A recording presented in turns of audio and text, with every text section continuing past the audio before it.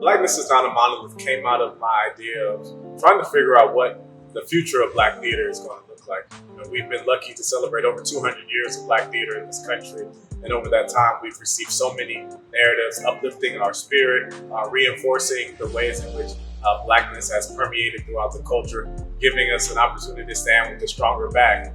As we look to what's going to be the next 70 plus years of the 21st century, I want to find out what are those stories? What stories did we may not include as often? What voices did we not include when we were creating what a Black narrative was in the 20th century? And this Blackness is Not a Monolith really wants to focus on that. What are the stories? Who are the writers? What are the interests? What are the ways of being Black? Blackness permeates through so many cultures and subcultures the worldwide, but sometimes in the American theater, we limit what we talk about when we talk about Black stories. Our era of Blackness is Not a Monolith is really going to blow that up, explore it, put on center stage all the ways in which Black people show up.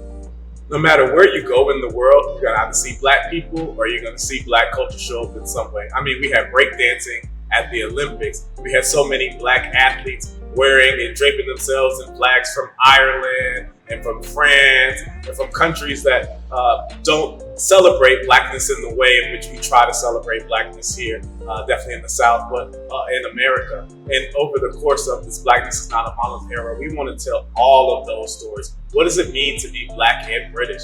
What does it mean to be queer and a skater? What does it mean to grow up in a non-Christian tradition, but still have a love and satisfaction from your religion in the same way that we shout and holler hallelujah in a Baptist church? We want to find those stories. We want to put those stories on center stage. We want to bring in more writers who have often been pushed and told that their stories aren't Black enough. In this era, people are going to find things that are very comfortable to them, and we're also going to push and challenge them to think about Blackness in a more universal way.